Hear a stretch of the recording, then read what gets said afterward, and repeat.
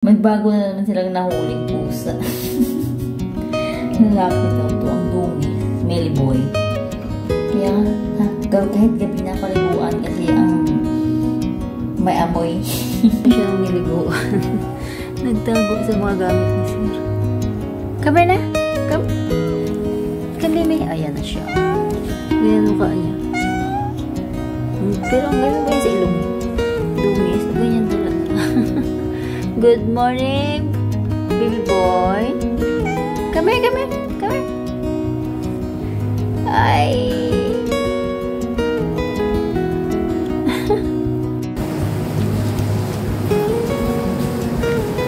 Good boy.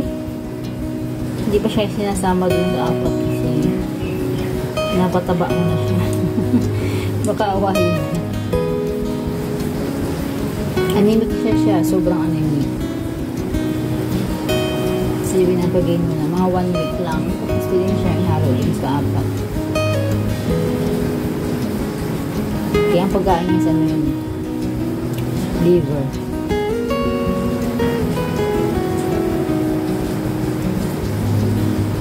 Please na siya. Good boy. Pinadampot yung kalat niya.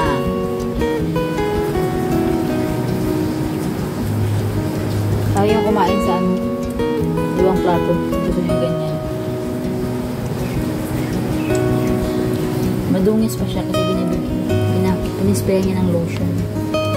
Or yung mga sugat-sugat niya mag-heal.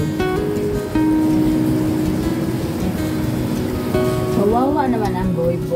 Ang taro boy.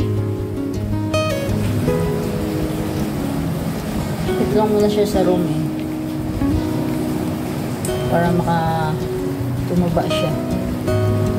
So, ang pagkain niya ngayon ay 6 times sa isang araw, 6 na kan. Tapos, may ano pa siya, may dry food.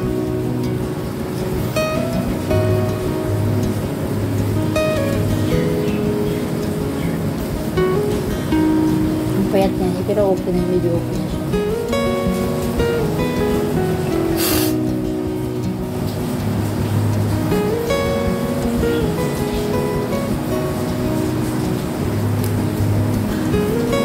Tiis mo na siya dito sa kwarto para